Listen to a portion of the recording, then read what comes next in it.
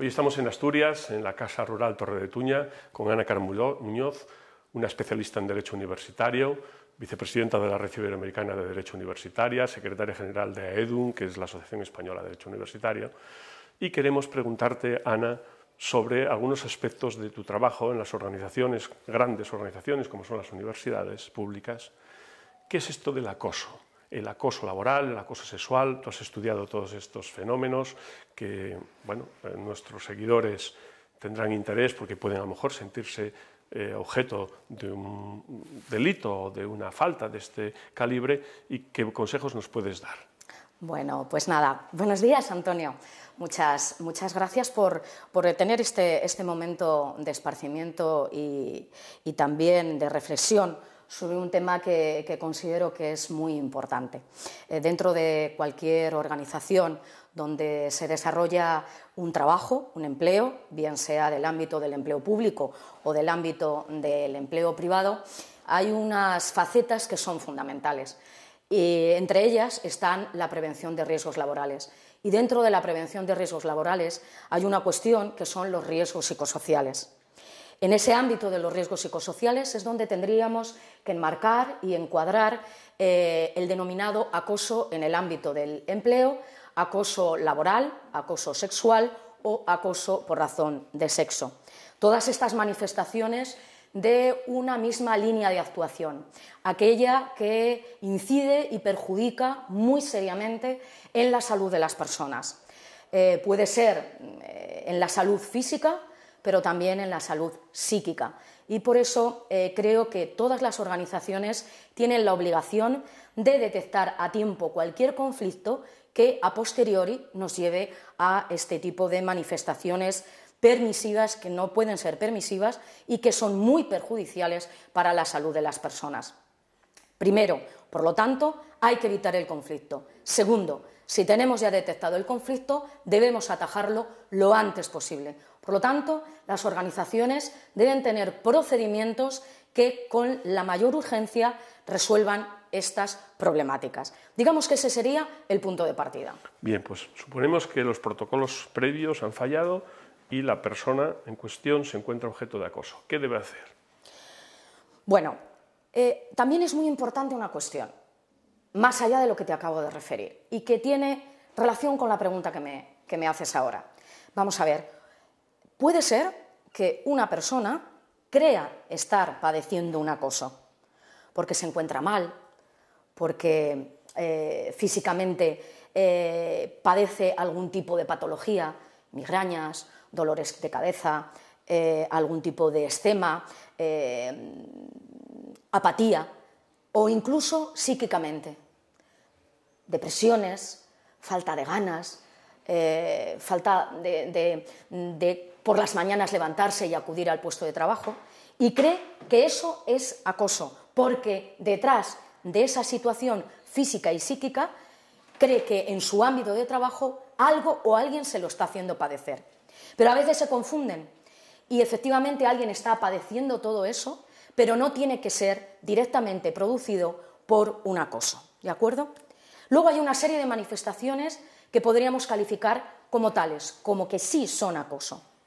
Por ejemplo, si a una persona en un momento dado le relegan de su puesto de trabajo, le relegan de las funciones habituales que venía cometiendo, le cambian de lugar de puesto de trabajo y le llevan, por ejemplo, a una oficina que está en un lugar más oscuro, en un lugar más aislado, con peores medios y peores condiciones, le quitan competencias de la mañana a la noche o le atribuyen competencias que no tienen que ver con sus capacidades y con sus habilidades.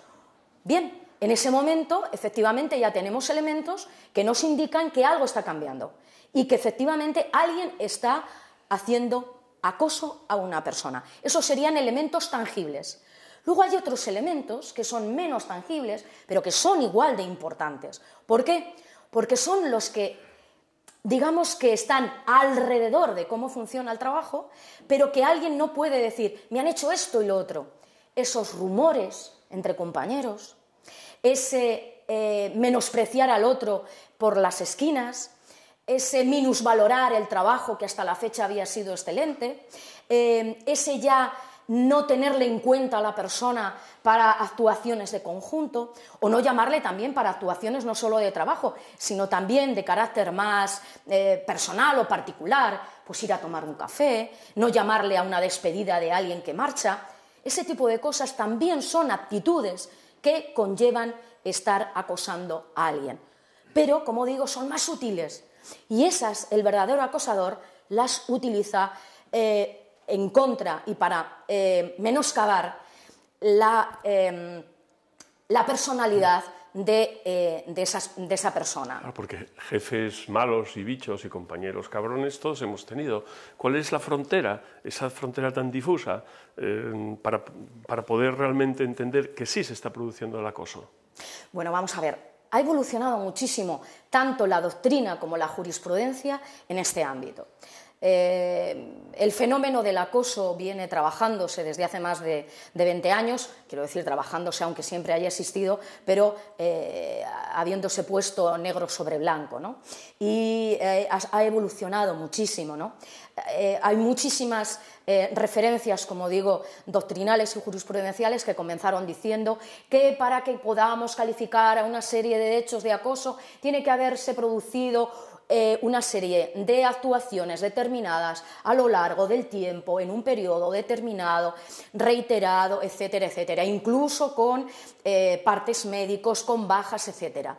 Ahora aquello se ha diluido mucho más y tiene mucho que ver con la respuesta a la pregunta anterior. ¿Por qué? Porque los acosos ahora son más sutiles.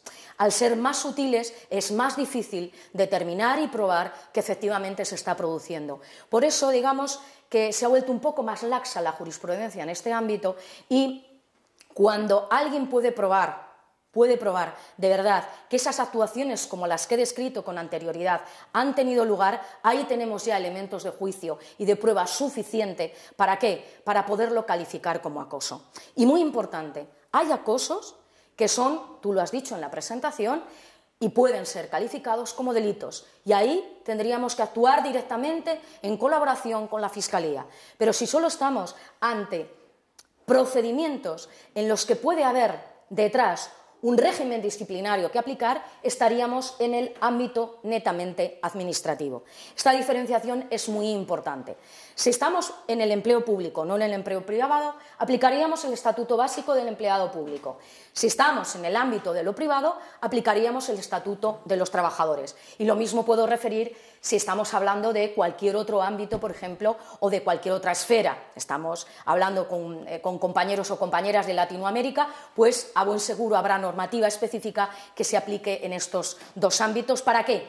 Para atajar ese tipo de comportamientos. Ya digo que es muy importante fraguar una especie de prueba para ello, que es lo que comentábamos. Pero ya digo que a veces la línea es muy difusa y que por lo tanto tampoco nos tenemos que obsesionar con sacar pruebas de aquí y de allá.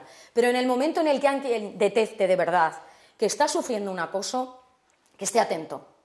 Que esté atento a los emails que le mandan, que esté atento a las llamadas que le hacen, que esté atento a las instrucciones por escrito que le puedan hacer en su trabajo, que esté atento, por ejemplo, a los cambios de ubicación, a todo ese tipo de cosas.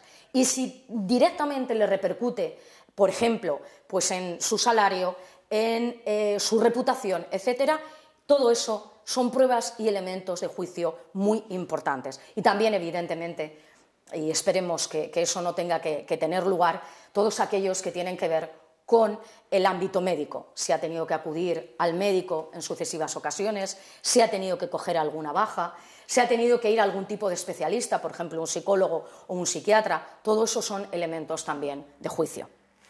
Pues Anita, yo creo que nos has dado una magnífica lección de qué debe de hacer aquella persona que se encuentra en esta situación, consejos claves, esperemos que no sean frecuentes. ¿Tú crees que en la realidad española se producen casos, demandas suficientes para que esto sea un problema grave? Bueno, te voy a decir, Antonio, voy a decir a todo aquel que nos esté escuchando que, por desgracia, efectivamente hay muchos casos de acoso laboral, sexual y por razón de sexo. Pero no todos afloran. Es muy parecido a esa otra lacra que es el acoso en el ámbito de las parejas, ¿no? ¿Por qué? Pues porque la sociedad aún maltrata, entrecomilladamente, al que sufre el acoso, porque siempre se preguntan, algo habrá hecho, quizás es que es un poco rarito. Ese tipo de manifestaciones tienen lugar, pero por desgracia, como digo, sí existe acoso.